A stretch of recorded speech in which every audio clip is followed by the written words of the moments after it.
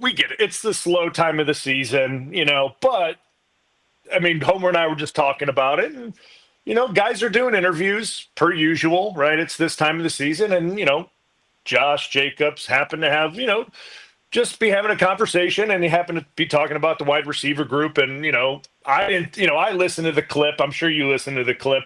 I didn't think the clip was that, I didn't see it as that bad, but he probably shouldn't have said what he said about needing a one, and maybe the guys in the room feel slighted. How do you feel about it? Well, I know Homer has a strong opinion on it. I think we can all agree that you would prefer that he didn't say the quiet part out loud and said those things in a public forum. Now, I don't know, if I was a company, I think Bryan Bulaga would be a fantastic ambassador for my brand. I don't know if you ever actually have been to Radio Row, have you? I have not. No, I don't think so. So it is. I've been there a couple times. I've done shows there once when the Packers were in the Super Bowl when you played as a rookie, the youngest player to ever start a Super Bowl, by the way. And it's a crazy scene, man. There's a lot of energy. You get kind of swept up in it. There's people pulling you in all these different directions. Yeah. Obviously, my last interview was with Adam Sandler. Right. Perfect example. That's the example I use all the time because he big timed. It was Drew Olson and I together at the time that he was working the room, and you were taking over, and we were not big enough for him. But then he talked to you, which is great because I'm glad we got him. But that's the kind of stuff we're talking about. Like you don't know who's coming. You've got to be able to tap dance as a host. We had James Laurinaitis on. And the only thing I knew about him was that, A, he played at Ohio State, B, he played for the St. Louis Rams, and then C, that, like, his dad was a wrestler. So that was all I had to work with, right? And so you're asking questions. You're not the most prepared as you normally would be.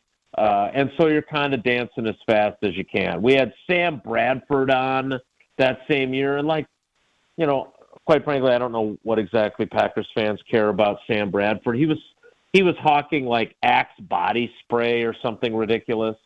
So the reason I'm painting this picture is because that's the scenario that Josh Jacobs is in, and as Homer and Tausch and I talked about this morning, from a purely,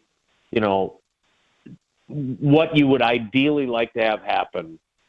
Josh Jacobs saying that publicly, and then the echo chamber that it's in. Because, look, let's be honest, he didn't just say it's a Pro Football Talk, right?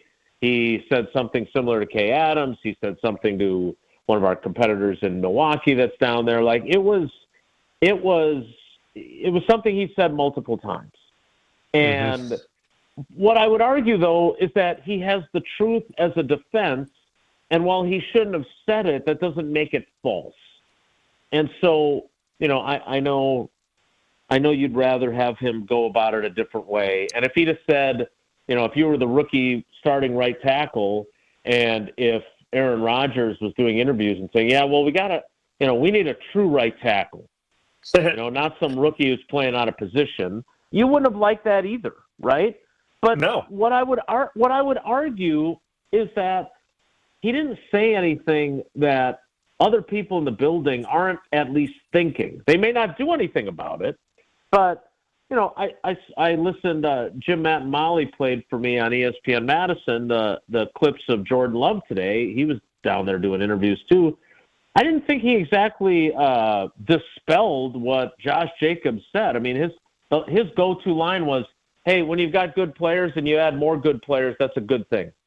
Yep. Well, that's not exactly dispelling the idea that you need some, more weaponry at the wide receiver position. So I just feel like, and Brian, you've obviously been indoctrinated into this now, having done this for a while, but having been a player, your mentality as a player is so different now than what your mentality is hosting a radio show.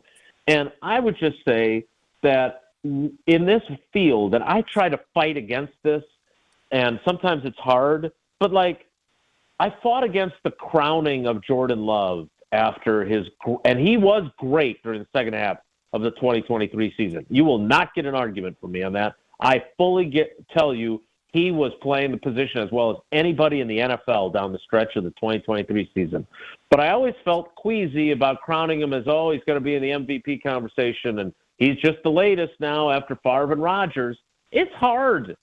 And we saw that from him this year, especially with the injuries he dealt with. And I also said this about the wide receivers. Like, there's all kinds of reason to be excited about them, but none of them now in whether it's 3 years for Dobbs, Watson, and the dearly departed Samori Toure, who I don't know if he joined another team this season or not, or 2 years for the Dontavion Wicks, Jaden Reed, Grant Dubose, who was playing for the Dolphins, none of them rose up to say, I'm the next guy. I'm the next Devontae. I'm the next Jordy. I'm the next Greg Jennings. And all of those other guys I just mentioned and several before them all staked their claim as homegrown number one wide receivers. And that has yet to occur, and that's why we're talking about it. Yeah, I mean, and you kind of nailed it, too, what you said about if Aaron would have said, about the rookie rate. None of these guys are rookies that he mentioned about, right? Feelings are one thing. You're hurting a young guy's confidence. These guys aren't young guys anymore, right? They're going into year 3, into year 4 and 5. Like, at some point, right? Like, and this comes for every NFL guy. Jason, you've seen it obviously longer. You've been covering this thing. Homer, you know it too. At some point, you got to come good with it. Right, like that's the way the NFL works. Like, you got to come good with it, and I get it. They've had great moments, right? Like these wide receivers, they've shown great things. Last year, they showed great things. There were moments this year, but we're talking about a number one, right? That was the question. It wasn't about are these guys talented? Do they do good things? The question was about a number one wide receiver, and that's what this topic is about. It's not are these guys good? Like that, no one said they're not good. Like that's definitely not what the question is. It's are they number one? Are they the Devontae Adams? Are they the Jordy Nelson, the T. Higgins, like guys like that? And that's kind of where Josh Jacobs was going, and what Jordan Love didn't say, but what he kind of referred to. If you can add more good players, that's good for everyone, and that's kind of the way I see it. But I think you look at what also Jacob said, and if you look at the other two positions, if you rank Jason, if you look at the other two positions he mentioned, defensive end and corner, out of those three, which one do you think is most important that Green Bay strengthens? Well, I mean, you would hope that it's not defensive end because you've spent first-round picks in 23 and in 19, and then paid the 19 guy in Rashawn Gary a huge contract. You would like to think that when you pick guys in the first round, they're both going to be long-time productive starters. Well, let's look at the guys you played with. Clay Matthews definitely was that. They nailed that pick. Nick Perry had one really good productive season, but mostly Nick Perry was an okay, big defensive end, outside linebacker who set the edge against the run and didn't get a whole lot of sacks and was certainly not as good as you would have hoped as a first-round pick. Didn't get the fifth-year option, got a kind of a middling contract, then played really well during that one-year contract, got paid, and then was back to kind of being just a guy. So, Lucas Van Ness and Rashawn Gary were not good enough this season. Matt LaFleur will tell you that. Goody will tell you that. They believe that they still will be good enough. So I would have to say corner, and here's why. I mean, look, let's read the writing on the wall here, right? I mean, you got Keyshawn Nixon telling us he doesn't want to be a kick returner anymore because he's going to be CB1. And you got Josh Jacobs mentioning defensive back or corner when he's talking about their needs. That tells me that Jair Alexander, as we all expected, the players aren't expecting him back either. Yes, I thought that would have been the greatest follow-up if I'd have been asking the questions. Yeah, when you say that, Josh, I assume that Jair's not coming back. He wouldn't be adding cornerback if he was coming back, right? No, I wouldn't think so. Yeah. So again, the reality is those are all needs. I would also say that their offensive line needs a depth charge. They should always pick multiple offensive linemen because you don't always hit on those either. And we certainly saw what happened when Travis Glover and Kadeem Telford had to go into the game against the Eagles. So, they have plenty of needs. They also need their existing guys to really make a jump. And I thought combining what Goody said about a sense of urgency with what Murphy wrote in his column about what a pivotal offseason this is. Like they are clearly acknowledging what we have been saying, but teams very rarely want to acknowledge it. And that is they got a lot of guys that got to make some big freaking jumps in 2025. And are you confident they can? That's my question for both of you. It's one thing to say it. Are you confident it's going to take place? Look, I like Reed and I like Wicks.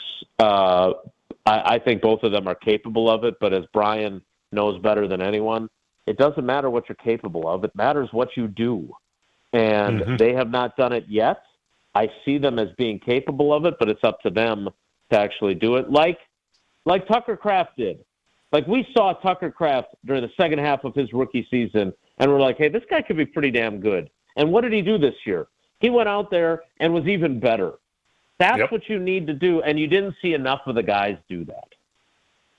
Yeah, I mean, I think they, and that's what makes me, I think that's what Murphy was kind of getting at, right? Like, you're looking at, Van Ness, and you're looking at the receiver room, and it's such a big offseason because the way the season ended, and really, you're looking how they kind of finished off the last 6 to 8 games, going in. There just wasn't a bunch of production, right? And like that's normally how you gain momentum going into the offseason and in the playoffs and all that, and you ride that wave and go into the offseason and get all that going for the next season. And you just didn't see that. You can kind of judge that on how you can base how these guys are going to take that next jump into the next season and how they're developing. And it's hard to make an assumption, right? You can't make an assumption. Are they talented enough? Yeah, I think so. I think they definitely can be, and they can make that jump. I mean, but you got to do it. Like you know what I mean? Like you got to go out there and do it and show it. From a physical trait standpoint, all the guys mentioned, right? All the guys that Jason mentioned that we've talked about, all those guys have the physical traits to go do it. And they've shown glimpses of it. It's just like it's pure consistency. It's time after time and time doing it again and again and again. It's not having a hot streak of 3 games and then shutting down for 8. Like that doesn't do anyone any good. It's now soon to be 18 games. Can you do it? And that's what remains to be seen, at least for me with these guys. And then that's the deciding factor. Yeah, you're right. What do you think, Homer? Do you think that they can?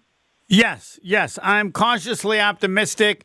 I just wanted to have him go play. Goody has, I think, drafted well the last couple of years, though maybe the credit should go to the defensive coordinator if he's the one making the difference. I'm not sure which it is. So yeah, I want to see what happens. I blame LaFleur heavily for the problems with the offense. I'll never understand it, as smart as he seems to be. So I assume they're going to get the offense better, and they were top 10 in offense and defense points scored and given up, and that was exactly what they were in 2009 when they and I'm not picking them to win the Super Bowl, but the numbers say they've become a good team. And I want a smarter LaFleur, and I think it'll be there. And roll it out. Let's see what happens. You just damn well better not be a 7 seed. Yeah, you can't go down that path again. I mean, I think, and Jason, maybe you can. I mean, you guys. I don't know when you'll talk to Matt again. I don't know when does. I don't even know when that happens again, right? I mean, you'll know that. I mean, when do you guys speak to Matt again? Yeah, I don't know, because he also doesn't go to the scouting combine. I'm guessing it's when he finishes his staff. What he usually does, he doesn't announce any of these hirings, and then once the staff is complete, then there'll be an announcement, and then he'll talk to us then, and you can bet the questions won't just be about his staff. I can tell you that. Yeah, Yeah, that's what I would guess. But I guess what I take from from Homer, what you're saying about him and the offense being better, um, I think it will be because I think he's going to look back on 2 years worth of tape, right? 2 years worth of Jordan Love, and then probably one more year worth of Aaron Rodgers tape, and see what's worked and what hasn't. And then you add the addition of Josh Jacobs, and he's gonna crunch it all together and see what's worked, see what hasn't, and he's got to spit out a formula that works together with all the pieces, and that's got to be what they go ahead with. And with Steno and Butkus and this run game, and then the pass game and the wideouts that they have, and then obviously if you add pieces, but it can't be what it was last year. I mean, at least in my opinion, because what Matt LaFleur's offense is with the run mirroring the pass, it just wasn't what his offense normally is, like his bread and butter. And that's something that I think he gets back to. And that's why the offense is going to be what it normally is, at least in my opinion. Now, everyone may think I'm crazy, but I don't think I am. And you get to finish, Jason. Yeah, look, I'm glad that Josh Jacobs said this because it's been, I think, a really interesting and honest conversation about where this team is at.